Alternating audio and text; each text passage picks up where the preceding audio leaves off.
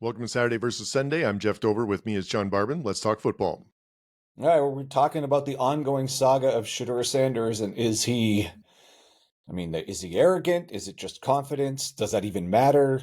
Is he worth the hype? Is he a what number one pick? Is Cam Ward better than him? Is this just a lousy draft class, and this is just all we have to talk about? I don't know. It could be any of those things. Yeah, I think that QBs always get a lot of talk because they're the most important position in the Yeah. NFL. They get most amount of attention like in the draft or free agency, So hmm and I think also it doesn't hurt that last year there was 3 first-year QBs, right? With Drake May, Jane Daniels, Penix. They were that like looked Caleb pretty good in Williams. the Williams and that looked pretty good in the first year, right? Yeah. Which is hmm rare. And so now if you're a fan of, Cleveland or New York or something, you're thinking like, could that happen to us? Could we get a QB now in the draft hmm and be not bad or make the playoffs like Washington did with that? Yeah, So and that's why him and Cam Ward are getting so much attention. so between on the two ends of the spectrum, as far as draft position, you have Jaden Daniels going second overall and making it to the NFC Championship game. Then you had Brock Purdy picked last overall going to the NFC Championship game. So it's sort of like hope springs eternal when you use both of those as examples in the last whatever 3 years. Mm-hmm. Obviously we're in the aftermath of the Jaden Daniels like explosion on the scene, but it was only a couple years ago Purdy out of nowhere, last pick in the draft, gets in, never loses, goes to the NFC championship game, and Mm-hmm. only doesn't win that game only because he hurts his elbow. And the very next year goes to the Super Bowl. Yeah. It Like doesn't that's the happen last often. pick. I I know, know. but what I'm saying is we're living in the aftermath of that, as well as what you just said about last year. Yes. No, you're right about that. Someone. Could we get a Jalen Daniels with like a high pick and then do really well this year? Or could we be like San Francisco and be that lucky and get someone really late Yeah, that turns out that really works out? Yeah, yeah. no, it's tough. So who do you think if you could draft, who would you draft first if you were an NFL team? Shedeur Sanders or Cam Ward? Oh man. All right. So before I answer this, I pay Okay. attention to JT O'Sullivan's like QB draft school, and Mm, he just goes through and evaluates all pro and college quarterbacks, especially the hmm ones that are in the draft. So I just watched his analysis of Sanders, and he was trying to do just a few of the last games of the season because as he would say, they're their most refined and in their best at the end of the season because they've had the whole season to work through things. hmm But things were so ugly at the end of the season, he had to keep going backwards a game and then backwards. And hmm then he made it all the way to and so he ended up doing the whole season, which hmm he didn't intend to do, but he was looking for games where the horrifically bad offensive line play was not getting in the way of evaluating Sanders. hmm And he couldn't do it. He couldn't Yeah. find a game where the rate limiting step of his evaluation was always how bad the O line was. hmm And so his final analysis, he just did a review show of it. He basically said, I can't actually tell. I can't do a proper evaluation of Shedeur Sanders as what he might be for the NFL, what his strengths and weaknesses are, all that, because the O line was so bad and the hmm running game was utterly non-existent. You can't really evaluate a quarterback when they're stuck in a system that limited. hmm And not only that, the way they run it, it's a kind of a very limited system with not a lot of motion, not a lot of different sets. He kind of was hinting at they just assumed the receivers were better. They're going to line up and just going to beat you. They don't Yeah. need to disguise anything. We don't really need to call anything interesting. We don't need to do motion. We don't need to just confuse your defense. None of that stuff. Our guys are just going hmm to beat your guys. It's kind of how it sounded like their offense was structured. Yeah.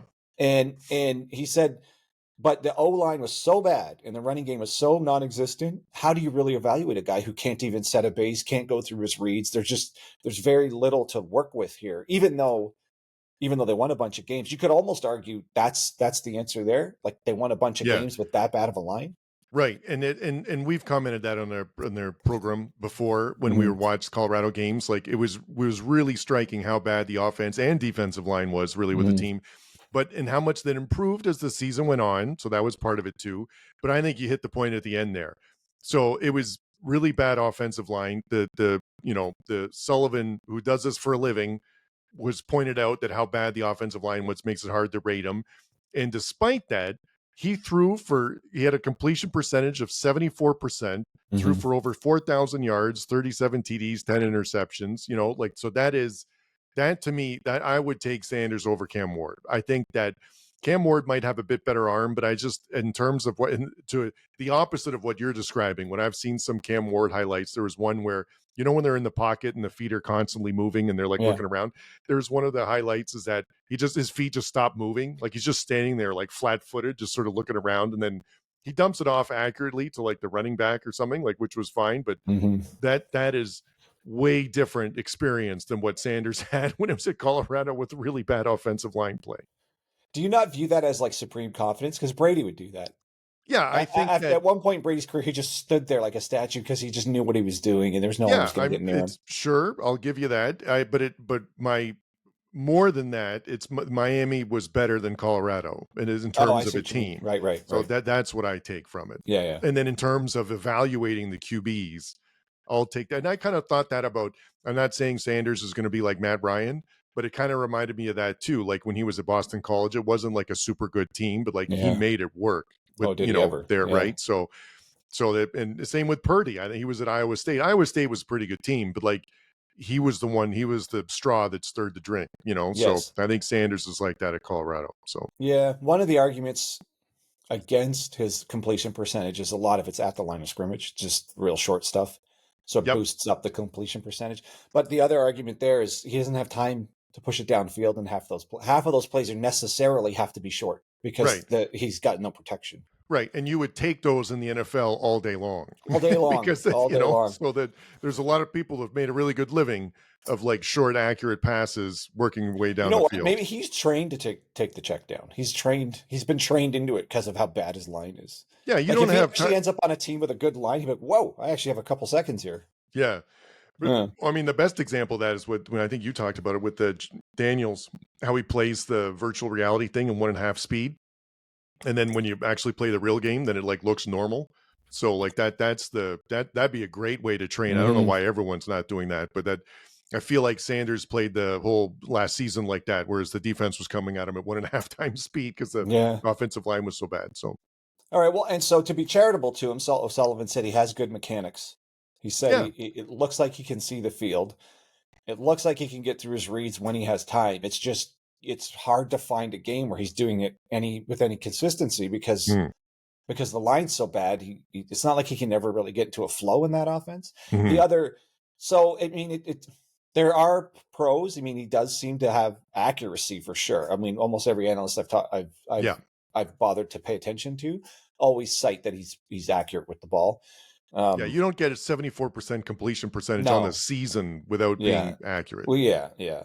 So, I mean, it looks like he could be an NFL player. It's just the evaluation is it's just not good enough. The line isn't good enough to get enough good reps on film to be able to evaluate all the parts they want to evaluate. It sounds like, so you kind of have to be, we'll find out at this level because Colorado's didn't have a line to provide for certain evaluations to happen, I guess. Yeah, and I don't know if we're going to find anything out at the pro day either. Like I don't think anything's going to happen where you're like, we were surprised at the arm strength, or we're surprised, you can actually throw it more than 20 yards. Like I don't think there's anything that's going to happen at that that it's going to move. Like he and Cam Ward are going to go in the first round. It's just a matter of when, because so many people need a QB, right? So they're going to go they're going to go early. So so I never even answered you. Would I take Sanders over Ward? Yeah, I noticed you were dodging me. Yeah, no, I was just trying to say it's hard to say, given what we've seen. I hit you with the hard questions, baby. Tough question, Jeff. Given what we've seen, I'd take Ward. Only because there's more film of him actually doing more stuff than running for his life the way Sanders does. The other argument there is Sanders had an X factor player in Travis Hunter who sort of was always open and always beating his man. So it's kind of like he knew, get it over to him and he'll win the battle. So in comparison, Cam Ward, 67% completion percentage, 4,300 yards, almost the same, 39 TDs, 7 interceptions, really close. very, very similar, really, in terms of the actual numbers. But could say Ward played against tougher competition. Yep, absolutely. And has more experience at a higher level. Yeah, and a better team around him, probably. Yeah, so. And he played at Wazoo too, right? Yes. So you could say he spent more time playing against tougher players. And doing two different systems, I think, like that is important too. Like that shows that you're pretty successful at physically, adapting. I think he's just a bigger, stronger, and faster. So, really? I don't think Shedeur is that fast. Yeah, this guy, they're both 6'2", and they're both 200 pounds. Cam Ward's maybe a little bit heavier, 220 maybe. Yeah. I think he might be quicker on the field too. He seems to, I don't know though. Shedeur spends so much time getting out of trouble. Yeah. Like he's the one thing that, boy, does he ever hold the ball like a long time and take some ugly sacks. Who? Shedeur. Ward? Oh, Shedeur. No, Shedeur took some terrible sacks. But again, it could be that the line broke down so quickly. Like, what are you supposed to do besides just throw it away? Like almost an intentional ground. Like what is he supposed to do? It's when it was that. I mean, it was bad. It was really bad. So I don't know.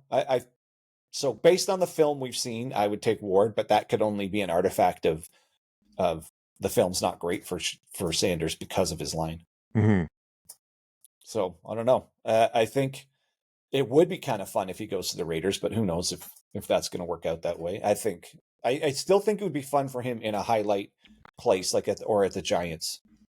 But I don't. I know that there's speculation of Rodgers going to. Why would they do that? I don't know. I can't.